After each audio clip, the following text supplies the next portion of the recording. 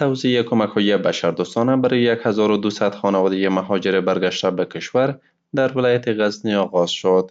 در این برنامه برای هر خانواده 5 بوره گندم و مبلغ 5000 افغانی پول نقد توزیع می شود.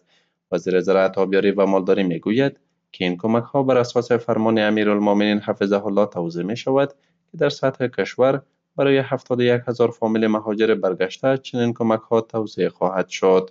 آقای وزیر خطاب به مهاجرین گفت که آغوش امارت اسلامی برای آنان باز بوده و می توانند در فضای امن در کشورشان زندگی نمایند. چند هدایتی که از طرف رهبری امارت اسلامی صورت گرفت، یکی از هدایت ها این بوده که زمستان از سرد است، باید به خانواده های احوج برادرای عودت کننده ما کمک نقدی و مواد غذایی صورت بگیرد.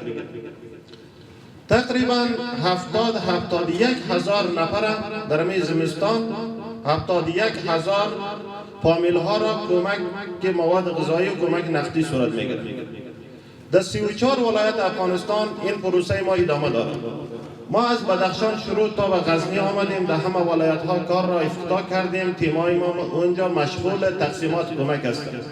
معاون مقام ولایت غزنی نیز با اشاره به مشکلات اقتصادی موجود گفت با وجود تحریم ها تلاش ها برای رسیدگی به وضعیت خانواده های نیازمند ادامه دارد.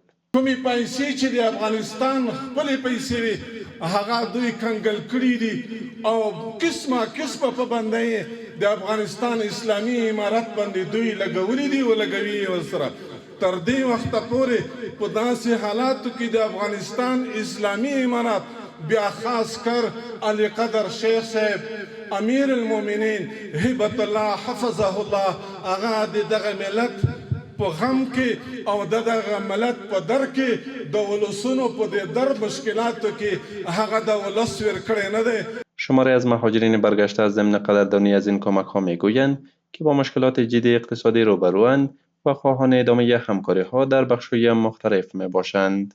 د پاکستان د وغیره مهاجریم د مرسته سره سوی د ډیر خوشاله یم چې د خو لږ به ښه د ګزاره کوي و سنور مرسته دیم را سره وسی دیر مجبوری انشالله. ما از ایران آمده مهاجر بودیم.